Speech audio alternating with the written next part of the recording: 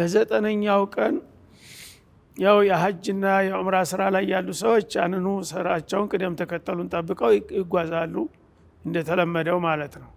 ግን በዘጠነኛው ቀን በአገር ቤት ያለ ሐጅ ያልሄደ ሰው ምንድነው መስራት ያለበት የሚለውን እንመለከታለን ማለት ነው። በአገር ቤት ያለ ሰው ዙልሂጃ ተገባ ጀምሮ የተለያዩ ኸይር ስራዎችን መሳተፍ ይኖርበታል ማለት ነው። ምክንያቱም በዙልሂጃ ቀናት የሚሰሩ መልካም ስራዎች በጣም ከማንኛውም ጊዜ የበለጠ አጅራቸው ድርብርብ ነው ብለዋልና ነብዩ አለይሂ ሰላቱ ወሰለም። ከነዛ ከምንሰራቸው ስራዎች ጾም አንዱ ነው ማለት ነው። ጾም ሐጅ ላልሄዱ ሰዎች ጥብቅ የሆነ ሱና ነው ማለት ነው። ሐጅ ላይ ያሉ ሰዎች ያው ሐጁ ስለሚያደክማቸው በሐጁ ስራ ላይ ስለተጠመዱ ጾም አይጨመርባቸውም። ለሐጁ ብቻ ዝግጁ መሆን አለባቸው ማለት ነው። ሐጅ ያልሄዱት ግን በየሀገሩ ያሉት ሙስሊሞች የዘጠነኛውን ቀን በጦም ማሳለፍ አለባቸው።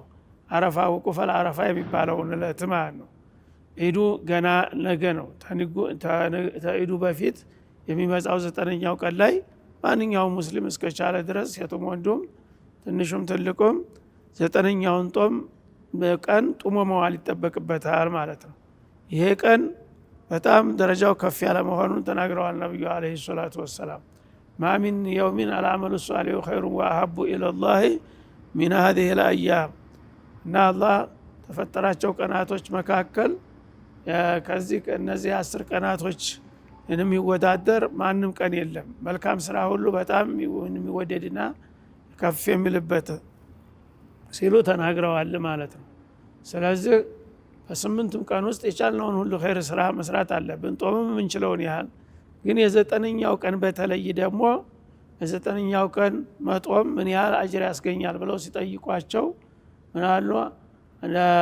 አህተሲቡ ዐንደላሂ አን ዩከፍረ ሰነተ ልማዲየተ ወልቃዲማ አው ከማ ቃለ ረሱል።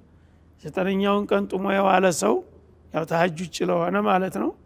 በዛ ቀን የሚገኘው አጅር ያለፈውን አመትና የሚመጣውን አመት ወንጀል እንደሚያስምር ተስፋ ይደረጋል ብለዋል ማለት ነው። ይሄ በጣም ትልቅ እድል ነው ማለት ነው። በአንድ ቀን የ2 አመት ወንጀል ሊማር የሚቻልበት ሁኔታ አለ ማለት ነው።